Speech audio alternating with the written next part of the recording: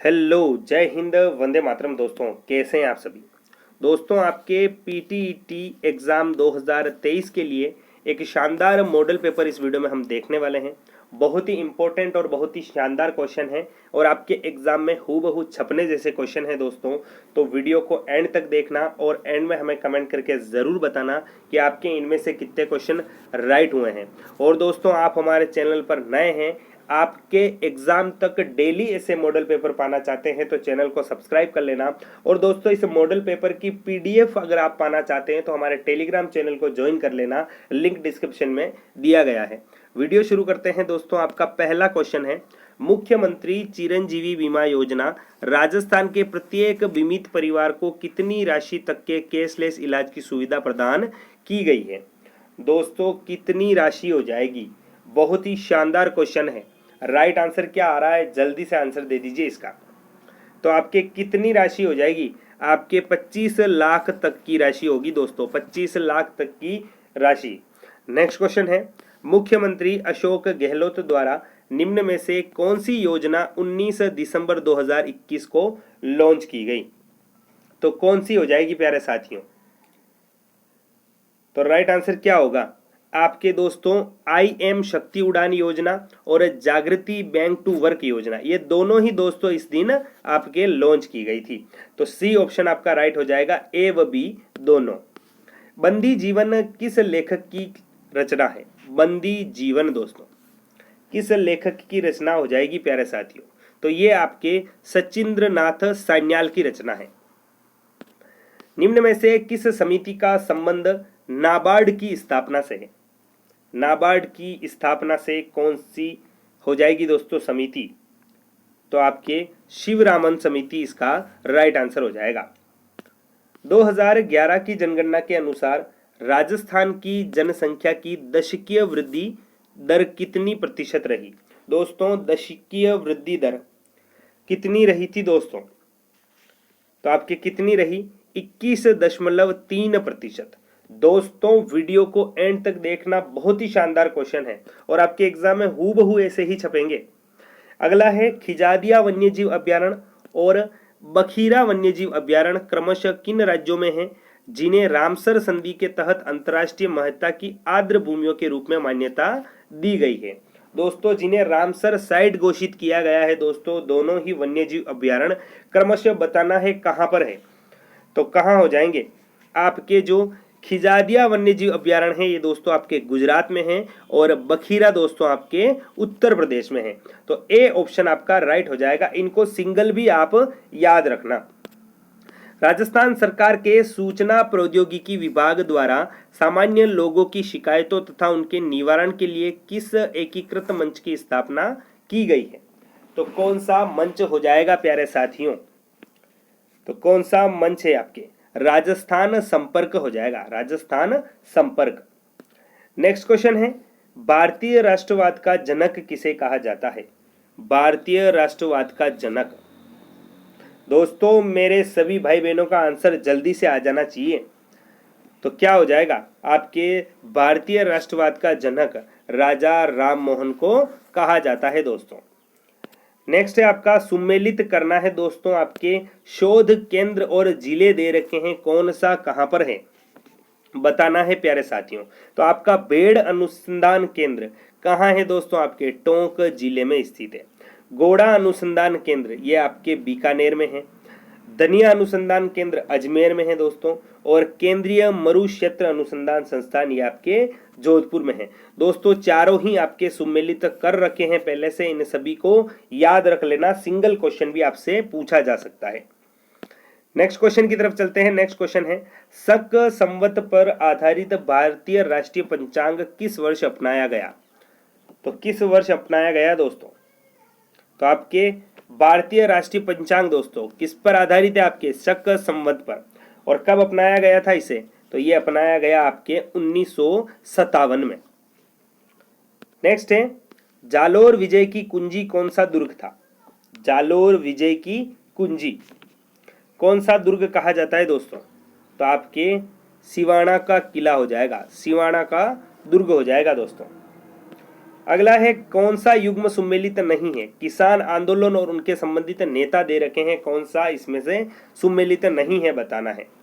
तो दोस्तों शेखावाटी मोहम्मद हादी दे रखा है, पहला ही आपका इसमें गलत दे रखा है। बाकी याद रखना है बूंदी नैनूराम शर्मा थे, बेंगू रामायण नारायण चौधरी थे और बिजोलिया में विजय सिंह पथिक ने इसका नेतृत्व किया था। निम्न में से किस इतिहासवेत्ता ने कालीबंगा को सिंधु घाटी साम्राज्य की तृतीय राजधानी कहा है? सिंधु घाटी सभ्यता की तीसरी राजधानी कालीबंगा को किसने कहा है प्यारे साथियों? कौन हो जाएंगे? तो ये आपके कौन थे? डॉक्टर दशरथ शर्मा हो जाएंगे। सी ऑप्शन राइट होगा। नेक्स्ट है संगत बताइए। दोस्तों संगत कौन कौन से हैं, इसमें सही सुमेलित कौन से कर रखे हैं आपको बताना है। दोस्तों आपको 5 सेकंड का समय मिलेगा, जल्दी से आंसर करना है आप सभी को। तो क्या हो जाएगा? बिलो के चितेरे दोस्तों आपके गोवर्धन लाल बाबा कहलाते हैं, ब्लू पोट्री के पर्याय कृपाल सिंह शेखावत कहलाते हैं और बेशों के चितेरे परमानंद चोयल को कहा जाता है। तो इसमें सभी आपके संगत दे रखे हैं। दोस्तों हर क्वेश्चन के साथ एक्स्ट्रा क्वेश्चन भी कवर हो रहे हैं, तो आपके बहुत सारे क्वेश्चन हो जाएंगे। वीडियो को एंड तक देखना। नेक्स्ट है किस लोक देवता को दौलिया वीर कहा जाता है? दौलिया वीर कौन से लोक देवता कहलाते हैं प्यारे साथियों? तो आपके दौलिया वीर किसे कहा जाता है? दौलिया वीर कह दीजिए, काला या बाला का देवता कह दीजिए, कौन है आपके? वीर तेजाजी हो जाएंगे। बी ऑप्शन आप सभी का राइट होगा। नेक्स्ट है सुमेलित करना है दोस्तों, छतरियां दे रखी है, किस किस जिले में हो जाएगी? तो आपके जसवंत थड़ा जिसे राजस्थान का ताजमहल कहा जाता है, कौन से जिले में है? तो आपके जोधपुर में हो जाएगा। शारबाग की छतरी, तो शारबाग की छतरी दोस्तों कहाँ है? आपके कोटा में हो जाएगी। कोटा के राजवंश का शाही शमशान घाट है। मूसी महारानी की छतरी दोस्तों, तो ये आपके अलवर जिले में हो जाएगी और केसर बाग की छतरी आपके बूंदी में है। तो दोस्तों 3 1 2 4 3 1 2 4 पहले ही ऑप्शन में पहला ऑप्शन आपका राइट हो जाएगा। नेक्स्ट क्वेश्चन है सुमेलित करना है दोस्तों, जिले और उनकी आकृति दे रखी है, कौन सा इसमें सुमेलित है दोस्तों? सुमेलित कौन कौन से हैं आपको बताने हैं। तो जैसलमेर दोस्तों आपके पतंगाकार है, बिल्कुल सही। चित्तौड़गढ़ अर्धचंद्राकार है, ये भी सही हो जाएगा। अजमेर त्रिभुजाकार है और दौसा धनुष के समान है दोस्तों। तो आपके सभी विकल्प सुमेलित कर रखे हैं, इसमें डी ऑप्शन आपका राइट होगा।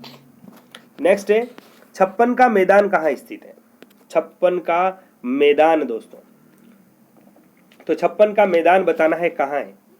तो आपके प्रतापगढ़ और बांसवाड़ा में फैला हुआ है आपका छप्पन का मैदान। ऊपरमाल का पठार स्थित है, ऊपरमाल का पठार कहाँ स्थित हो जाएगा दोस्तों? तो ये आपके भैंसरोडगढ़ से बिजोलिया के बीच में स्थित है। भैंसरोडगढ़ से बिजोलिया के बीच में ऊपरमाल का पठार, बी ऑप्शन राइट होगा। कौन सा विकल्प गलत सुमेलित है? गलत विकल्प बताना है दोस्तों।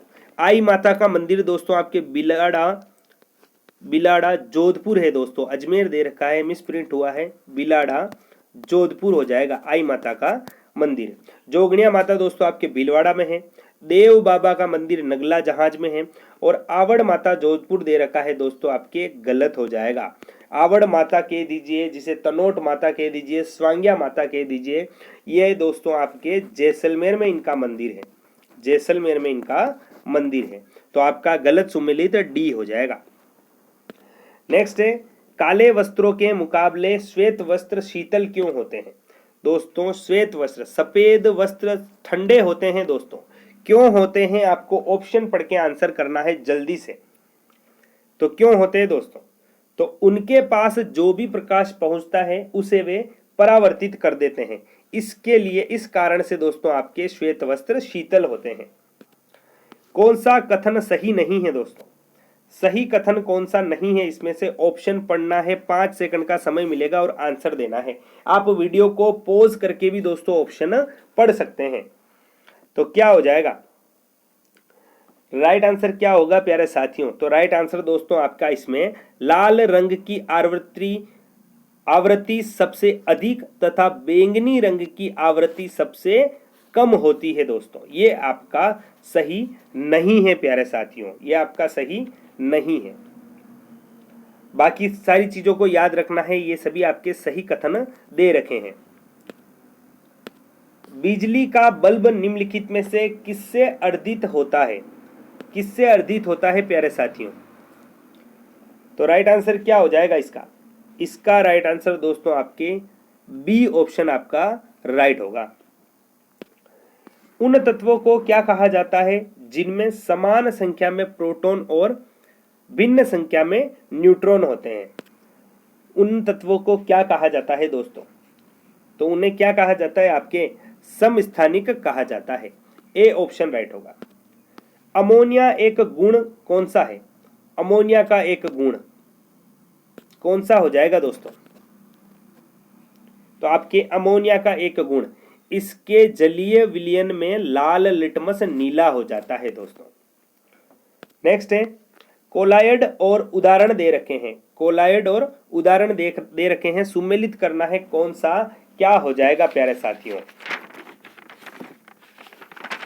तो दोस्तों आपके एरोसोल, एरोसोल का उदाहरण क्या हो जाएगा? कोहरा या बादल हो जाएगा। फोम का उदाहरण, तो फोम का उदाहरण क्या होगा? आपके रबर या स्पंज हो जाएगा। पायस का उदाहरण दोस्तों क्या है? तो आपके दूध हो जाएगा। और जेल का उदाहरण दोस्तों आपके पनीर या मक्खन हो जाएगा। नेक्स्ट क्वेश्चन है आपका, पीतल किससे बनता है? पीतल किससे बनता है दोस्तों? तो पीतल आपका तांबा और जिंक के मिश्रण से बनता है पीतल। सी ऑप्शन राइट होगा। एक अवतल दर्पण से बने प्रतिबिंब की प्रकृति कैसी होगी जब वस्तु अनंत पर स्थित हो? तो कैसा प्रतिबिंब बनेगा दोस्तों आपका? तो कैसा बनेगा? फोकस बिंदु पर वास्तविक, उल्टा व बहुत छोटा बनेगा। नेक्स्ट है सिंधु घाटी सभ्यता का पत्तन नगर कौन सा है?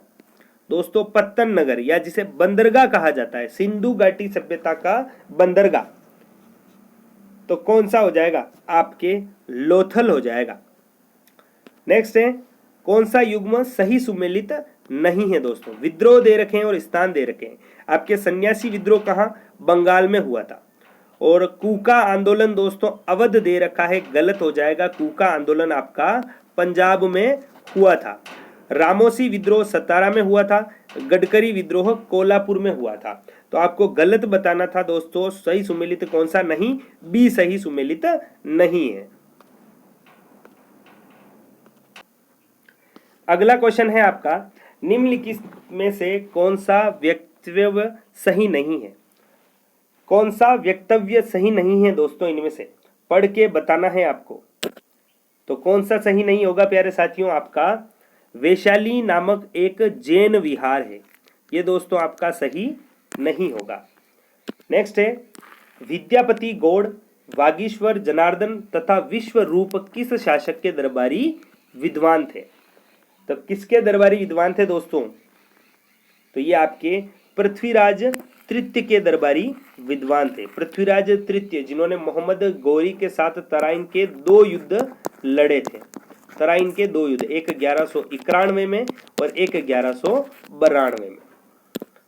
दिल्ली के सुल्तान का पद संभालने से पहले बलबन किस सुल्तान का प्रधानमंत्री था? तो दोस्तों किस सुल्तान का प्रधानमंत्री था बलबन? तो आपके राइट आंसर क्या हो जाएगा? राइट आंसर आपके नासिरुद्दीन हो जाएगा। नासिरुद्दीन, ए ऑप्शन राइट होगा। रजिया सुल्तान किसकी बेटी थी? रजिया सुल्तान किसकी बेटी थी दोस्तों? तो आपके किसकी थी? इल्तुतमिश की। इल्तुतमिश की बेटी थी। निम्न में से कौन सा युग्म सही सुमेलित नहीं है? कौन सा सही सुमेलित नहीं है दोस्तों? आपको बताना है। तो कौन सा नहीं है आपका? दोस्तों सोम प्रकाश ईश्वरचंद विद्यासागर सही है। National Herald Jawaharlal Nehru. बंगवासी दोस्तों आपके जोगेंद्र नाथ बोस हो जाएगा। और फॉरवर्ड ब्लॉक दोस्तों BR अंबेडकर दे रखा है। फॉरवर्ड ब्लॉक की स्थापना अंबेडकर जी द्वारा नहीं की गई दोस्तों। इसकी स्थापना किसके द्वारा की गई, ये आप हमें कमेंट करके बताएंगे। बहुत ही शानदार क्वेश्चन है दोस्तों। अकाल तख्त का निर्माण किया गया था। अकाल तख्त का निर्माण किसके द्वारा किया गया था? तो ये आपके कौन थे? गुरु हरगोविंद ने। गुरु हरगोविंद, जो सिखों के गुरु थे प्यारे साथियों, सिखों के गुरु थे। निम्न में से कौन सा कथन सत्य नहीं है, कौन सा सही नहीं है दोस्तों, आपको बताना है। तो दोस्तों ऑप्शन पढ़ते हैं। 1849 में बंबई में दादोबा पांडुरंग तथा दुर्गाराम मेहता ने परमहंस मंडली की स्थापना की, बिल्कुल सही। गोपाल कृष्ण गोखले ने राफ्त गुफ्तार नामक साप्ताहिक पत्र का प्रकाशन किया, ये गलत हो जाएगा दोस्तों। और मराठी पत्रिका लोकहितवाद का प्रकाशन करने के कारण गोपाल हरि देशमुख लोकहितवादी कहलाए, ये भी सही है। और देव समाज की स्थापना 1887 में शिव नारायण अग्निहोत्री ने लाहौर में की, ये भी सही है। तो सत्य कथन कौन सा नहीं है दोस्तों, आपका बी ऑप्शन सही नहीं है। निम्नलिखित में से वह गवर्नर कौन सा था जो मैसूर के तीसरे युद्ध में टीपू सुल्तान के विरुद्ध लड़ा था। टीपू सुल्तान के विरुद्ध लड़ने वाला गवर्नर कौन सा था दोस्तों, तो कौन था आपके, लॉर्ड कॉर्नवालिस था, लॉर्ड कॉर्नवालिस। निम्नलिखित में से कौन सा राजनीतिक अधिकार नहीं है, राजनीतिक अधिकार कौन सा नहीं होगा दोस्तों, तो दोस्तों आपके मत देने का अधिकार, चुनाव लड़ने का अधिकार और सरकार के अधिशासी निकायों के पास शिकायत करने का अधिकार, ये तीनों ही दोस्तों आपके राजनीतिक अधिकार है। लेकिन जीवन जीने का अधिकार दोस्तों आपका एक राजनीतिक अधिकार नहीं है। निम्नलिखित में से किस ईस्वी सन में भारतीय नागरिकों के मौलिक कर्तव्य संविधान में शामिल किए गए थे, तो किस में किए गए थे दोस्तों, आपके 1976 में। और उस समय दोस्तों आपका कौन सा संविधान संशोधन हुआ था, कौन सा संविधान संशोधन हुआ था, आप हमें कमेंट करके बताएंगे। कौन सा विकल्प सही सुमेलित नहीं है, अनुच्छेद दे रखे हैं दोस्तों, पढ़ना है और बताना है कौन सा सुमेलित नहीं है। तो आपके दोस्तों कौन सा, सी ऑप्शन आपका सुमेलित नहीं है। निम्न में से कौन सा संशोधन अधिनियम मिनी संविधान माना जाता है, मिनी संविधान माना जाता है, कौन सा संशोधन हो जाएगा, तो आपके कौन सा हो जाएगा प्यारे साथियों, 42वां संविधान संशोधन अधिनियम 1976। और दोस्तों पिछले क्वेश्चन में जो मैंने पूछा था कौन सा संविधान संशोधन था, वो 42वां संविधान संशोधन ही था। कौन सा विकल्प सही सुमेलित नहीं है, इनमें से कौन सा विकल्प सुमेलित नहीं है दोस्तों, बताना है आपको। तो कौन सा नहीं है, आपके कृपलानी समिति केंद्रीय सतर्कता आयोग का गठन, ये वाला आपका सुमेलित नहीं है। बाकी इन तीनों को याद रख लेना प्यारे साथियों। भारत के दक्षिण छोर का नाम क्या है, भारत के दक्षिण छोर का नाम क्या कहा जाता है दोस्तों, भारत के दक्षिण छोर को, तो आपके निकोबार द्वीप में स्थित इंदिरा पॉइंट, क्या दोस्तों, इंदिरा पॉइंट। निम्नलिखित में से कौन से देश पाक स्टेट से जुड़े हुए हैं, पाक स्टेट से जुड़े हुए देश कौन कौन से हो जाएंगे, तो आपके भारत व श्रीलंका, जिसे पाक जल डमरू कहा जाता है दोस्तों, पाक जल डमरू मध्य कहा जाता है। निम्न आरेखित दक्षिणी भारत में मानचित्र में ABCD के द्वारा प्रदर्शित तटों के नाम से सुमेलित कीजिए। दोस्तों तटों के नाम को सुमेलित करना है इसमें।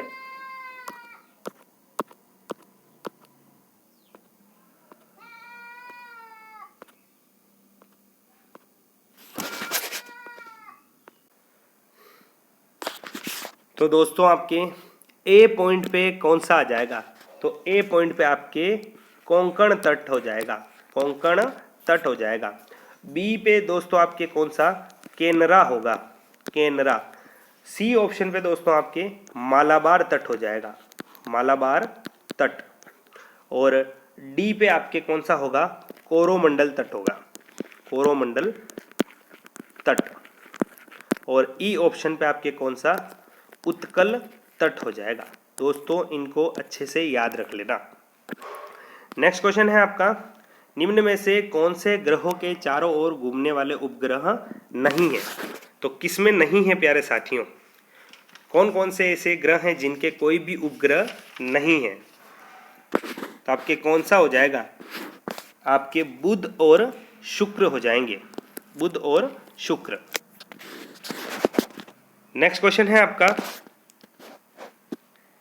सूर्य का द्रव्यमान किन तत्वों से मिलकर बना है? किन तत्वों से मिलकर बना है दोस्तों?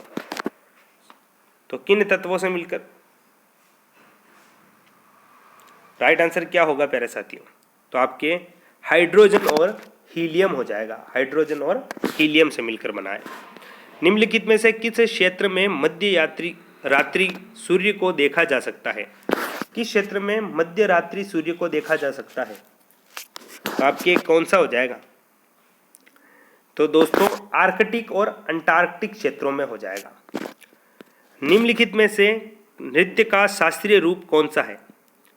नृत्य का शास्त्रीय रूप कौन सा हो जाएगा दोस्तों? तो आपके मणिपुरी नृत्य हो जाएगा। दोस्तों ये थे आपके जीके के क्वेश्चन। अब दोस्तों हम शिक्षक अभिरुचि और अभिवृत्ति परीक्षण से संबंधित क्वेश्चन देखने वाले हैं। शिक्षक अभिरुचि का पहला क्वेश्चन है दोस्तों आपके, छात्र छात्राओं की सामाजिकरण की प्रक्रिया निम्नलिखित परिस्थिति में सर्वश्रेष्ठ ढंग से संपन्न होती है। तो दोस्तों क्या आंसर हो जाएगा इसका? ऑप्शन को ध्यान से पढ़ना है और आंसर करना है। तो क्या हो जाएगा? यदि उक्त छात्र छात्राओं को हम उम्र बालकों के साथ स्वतंत्र रूप से खेलने के अवसर प्रदान किया जाए। बी ऑप्शन राइट होगा। यदि एक किशोर आपके साथ अशोभनीय व्यवहार का प्रदर्शन कर रहा है तो आप उक्त परिस्थिति में क्या करेंगे? दोस्तों ऑप्शन को आप वीडियो पॉज करके भी पढ़ सकते हैं। दोस्तों हर ऑप्शन को पढ़ना अभी पॉसिबल नहीं हो पाएगा, तो आप जल्दी से पढ़ के आंसर दे दीजिए। तो क्या हो जाएगा? आप अपने प्रधानाचार्य को सूचित करेंगे तथा उनके आदेशानुसार छात्र से पेश आएंगे। नेक्स्ट है, बढ़ते बालकों में सामाजिक विकास का सर्वप्रथम प्रस्फुटन होता है। तो क्या हो जाएगा इसका आंसर? तो इसका आंसर क्या होगा? जब वो बालक घर से बाहर निकलता है तथा अन्य बालकों की टोली में खेलने लगते हैं। बालकों में भूमिका निर्वहन का संप्रत्यय विकसित होता है। तो क्या हो जाएगा इसका दोस्तों? तो इसका राइट आंसर दोस्तों आपके अपने माता पिता तथा बड़े घर के सदस्यों के अनुकरण तथा अवलोकन से। नर्सरी शिक्षा के संदर्भ में निम्नलिखित कथन सत्य प्रतीत होता है। तो दोस्तों क्या हो जाएगा? तो इसका राइट आंसर दोस्तों आपके नर्सरी शिक्षा शैशवावस्था की आधारशिला कही जाती है। मान लीजिए एक बालक अपनी मित्र मंडली में असुरक्षित अनुभव करता है, तो आप उस बालक की किस प्रकार सहायता करेंगे? तो किस प्रकार सहायता करेंगे प्यारे साथियों? तो आप एक शिक्षक की हैसियत से उस बालक के संवित सामाजिक विकास की आधारशिला रखेंगे तथा उसकी सामाजिक सामंजस्य में यथा योग्य सहायता प्रदान करेंगे। हाई स्कूल स्तर पर यौन पाठ्यक्रम लागू करने के लिए आप निम्नलिखित में से कौन सी कक्षा व्यवस्था की संस्तुति करेंगे? तो इसका राइट आंसर क्या हो जाएगा? आप बालक बालिकाओं में स्वस्थ यौन चिंतन के लिए विविध विषयों का अपेक्षित सहयोग लेंगे। निम्नलिखित में से कौन सा व्यवहार छात्रों के कोमल हृदय पर घातक प्रभाव छोड़ने में सक्षम है? कौन सा व्यवहार हो जाएगा प्यारे साथियों? तो कौन सा व्यवहार होगा? यदि कक्षा का शिक्षक अपने संवेगों को कठोर तथा विभत्स ढंग से प्रदर्शित करता है। एक शिक्षक को कक्षा में उचित सामाजिक वातावरण के साथ साथ उनमें मानवीयता का आरोपण करना भी अनिवार्य माना जाता है, क्योंकि तो क्या हो जाएगा दोस्तों? तो यह बालकों के बहुमुखी व्यक्तित्व के निर्माण में सहायक सिद्ध होता है। शिक्षकों का निम्नलिखित में से कौन सा व्यवहार पलायनवादी प्रवृत्ति को उत्पन्न करता है? तो कौन सा व्यवहार हो जाएगा दोस्तों? तो आपके कौन सा व्यवहार होगा? शिक्षकों द्वारा अपने छात्रों का तिरस्कार। बी ऑप्शन राइट हो जाएगा। छात्रों में सामाजिक परिपक्वता की आधारभूत कसौटी है, कौन सी हो जाएगी? आपके समाज की मान्यताओं के अनुरूप व्यवहार प्रदर्शन में। ए ऑप्शन आप सभी का राइट होगा। मान लीजिए एक बालक का शारीरिक संगठन एवं शारीरिक लंबाई अपने पिता से अधिक है, आपके विचार से इसका प्रमुख कारण है। तो इसका प्रमुख कारण क्या माना जा सकता है? बालक में आनुवंशिक लक्षणों की वंचना का गुण है। दोस्तों, विद्यालय में छात्र छात्राओं के विभिन्न प्रकार की सांस्कृतिक गतिविधियों के आयोजन में आप क्या सहयोग देना पसंद करेंगे? तो सांस्कृतिक गतिविधियों के आयोजन में क्या सहयोग देना पसंद करेंगे दोस्तों? तो राइट आंसर क्या हो जाएगा आपका? सांस्कृतिक गतिविधियों के संगठन में आप अपना उत्तम योगदान देंगे तथा उसमें श्रेष्ठ नेतृत्व की भावना का विकास करेंगे। यदि आप अपनी कक्षा में एक मॉनिटर का चयन करना चाहते हैं तो आप ध्यान में रखेंगे कैसे छात्र को दोस्तों आप मॉनिटर बनाएंगे क्लास का। तो दोस्तों, छात्र जो स्वस्थ, सुंदर एवं सतर्क व्यवहार का है उसे दोस्तों हम मॉनिटर बनाएंगे। इस कथन से क्या तात्पर्य है कि एक लड़की की शिक्षा 7 पीढ़ियों की शिक्षा के समान है। तो दोस्तों, इस कथन का तात्पर्य क्या होगा? तो लड़की की शिक्षा पारिवारिक कुलीनता का प्रतिबिंब हो जाएगा। दोस्तों, सी ऑप्शन राइट होगा। प्राय किशोर किशोरियां यौन व्यवहार संबंधी जानकारियां ग्रहण करते हैं। तो किससे ग्रहण करते हैं दोस्तों? तो अपने लैंगिक समूहों में पारस्परिक एवं अनौपचारिक वार्तालाप से। ए ऑप्शन राइट होगा। प्राय छोटे शिशुओं के लिए पूर्व प्राथमिक शिक्षा का प्रावधान किया जाता है जिससे कि वे क्या हो जाएगा दोस्तों? तो आपके स्वयं को पूर्व प्राथमिक शिक्षा की दिनचर्या के अनुकूल में डाल लें। प्राय कक्षा में अत्यधिक मृदुल व्यवहार करने वाले बच्चे की पारिवारिक पृष्ठभूमि होती है। कैसी होती है दोस्तों? तो आपके दमित बालक की हो जाएगा। बी ऑप्शन राइट होगा। आपके अनुसार यदि बालक अत्यधिक गुस्सैल प्रवृत्ति का है तो उसके लिए सुधारात्मक उपाय होना चाहिए। तो कैसा सुधारात्मक उपाय होना चाहिए दोस्तों? तो अधिक क्रोध के संवेग का परीक्षण एवं मार्गांतरीकरण कर दें। नेक्स्ट क्वेश्चन है, बालक के सामाजिक विकास एवं वंशानुक्रम एवं वातावरण का सापेक्षिक प्रभाव निम्नलिखित क्रम में दृष्टिगोचर होता है। क्या हो जाएगा दोस्तों? बालक का सामाजिक विकास उसके वंशानुक्रम एवं वातावरण के गुणनफल का परिणाम माना जाता है। बालक विभिन्न आयु वर्गों के संदर्भ में विभिन्न व्यवहार कौशलों को सीखता है जिन्हें विकासात्मक कार्य कहा जाता है। इसका स्पष्ट अर्थ होता है। क्या अर्थ होता है दोस्तों? तो आपके बालक द्वारा विशेष आयु वर्ग में सीखे गए सभी प्रत्याशित सामाजिक क्रियाकलाप। बालकों की रुचियों के संदर्भ में आप निम्नलिखित कथनों में से किस कथन से अत्यधिक सहमति व्यक्त करते हैं? तो कौन सा कथन होगा दोस्तों? तो बालकों की विविध रुचियां अपने व्यक्तित्व गुणों को संगठित करती हैं। यदि आपकी कक्षा में कलहाहट जैसे दुर्बल व्यवहार वाला बालक पढ़ता है तो आप उसकी इस प्रकार समस्या हल कैसे खोजेंगे? तो कैसे खोजेंगे दोस्तों?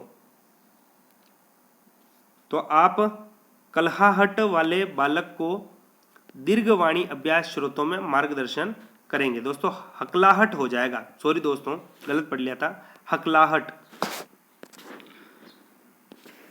यदि कक्षा में प्रजातांत्रिक मूल्यों को आरोपित किया जाए तो यह लाभप्रद हो सकेगा। तो क्या होगा इसका आंसर? आपके सभी छात्रों के लिए, जिससे कि उन्हें एक समान सम्मान एवं ध्यान दिया जाएगा। ए ऑप्शन राइट होगा। छात्रों के विद्यालयी जीवन में खेल कूद एवं अन्य क्रियाकलाप अत्यधिक महत्व रखते हैं क्योंकि तो क्या होगा? ये छात्रों में सामाजिक गुणों का विकास करते हैं। आप स्व अनुशासन का अर्थ लगाते हैं। स्व अनुशासन का अर्थ तो दोस्तों सामाजिक रूप में स्वीकृत व्यवहारों का अनुसरण करना। यदि आप विद्यालय में हेडमास्टर के पद पर कार्यरत हैं, इस पद पर रहते हुए आप अपने विद्यालय में शिक्षकों की गुटबंदी से कैसे निपटेंगे? तो कैसे निपटेंगे? आप सभी शिक्षकों को एकजुट करके उनका दिल जीतने का प्रयास करेंगे। यदि आपको किसी दूरस्थ स्थान पर नियुक्त करके भेज दिया जाए तो आप क्या विचार करेंगे? तो क्या विचार करेंगे दोस्तों? तो आप संपूर्ण प्रदेश में कहीं भी स्थानांतरित होने पर पूर्ण लगन से अपना कार्य करते रहेंगे। आप एक भारतीय परिवेश के अनुकूल आदर्श शिक्षक के रूप में अपने को प्रस्तुत करना पसंद करेंगे। तो दोस्तों, एक प्रजातांत्रिक शिक्षक के रूप में। पर उपदेश कुशल बहु तेरे जैसी उक्ति अधिक सटीक सिद्ध हो सकेगी कौन से शिक्षक पर दोस्तों? तो कौन सा शिक्षक? आडंबर युक्त शिक्षक पर। आप शिक्षक के संदर्भ में निम्नलिखित में से किस कथन से सहमत है? तो किस कथन से सहमत है दोस्तों? आपका शिक्षक एक जनसेवी व्यक्ति है क्योंकि वह मानव निर्माण एवं मानव कल्याण के लिए कार्य करता है। शिक्षक को राष्ट्र निर्माता कहा जाता है क्यों कहा जाता है दोस्तों शिक्षक को राष्ट्र निर्माता? तो वह राष्ट्र की भावी पूंजी का निर्माण करता है। गुरु को ऐसा चाहिए शीश से कुछ न लेई, शीश को ऐसा चाहिए गुरु को सब कुछ देई। आप उक्त कथन से कहां तक सहमत हैं? तो कहां तक सहमत हैं दोस्तों? यह एक शाश्वत उक्ति है जो कालातीत है। विद्यालय संबंधी विवादों को निपटाने के लिए आप नेतृत्व की किस विधा से सहमति रखते हैं? तो कौन सी विधा से सहमति रखते हैं दोस्तों? आप एक दृढ़ न्यायाधीश की भांति अंतिम निर्णय देंगे। एक प्रधानाचार्य में निम्नलिखित गुणों का पाया जाना अनिवार्य है। कौन से गुणों का पाया जाना अनिवार्य है दोस्तों? तो छात्रों के प्रति प्रतिबद्धता की भावना। यदि कभी नेता के निर्णय असफल हो जाते हैं तो उक्त शिक्षक नेता को क्या करना चाहिए? तो शिक्षक नेता को क्या करना चाहिए दोस्तों? तो उक्त शिक्षक को अपनी भूल स्वीकार कर लेनी चाहिए तथा संपूर्ण शिक्षक समूह को पुनः विश्वास में लेकर अपना सामूहिक निर्णय लेना चाहिए। बाल्यावस्था में बालकों को झुंड में रहना पसंद होता है क्यों पसंद होता है दोस्तों? तो झुंड बालकों के सामाजिक विकास के जोखिम को आसानी से वहन करते हैं। प्रधानाचार्य को विद्यालय का बौद्धिक नेता माना जाता है क्योंकि वह तो दोस्तों शिक्षकों एवं अन्य बुद्धिजीवियों का प्रतिनिधित्व करता है, इसलिए बौद्धिक नेता माना जाता है। एक निरंकुश नेतृत्व एवं प्रजातांत्रिक नेतृत्व में विभेद किया जा सकता है। तो दोस्तों निरंकुश नेतृत्व अधिनायकवादी, असंतुष्टकारी कारक और जबकि प्रजातांत्रिक नेतृत्व सक्रिय, सहनशील एवं समूह संतुष्टि जैसे गुणों का प्रतिनिधित्व करता है। नेता जन्मजात नहीं होते हैं बल्कि प्रशिक्षित किए जाते हैं।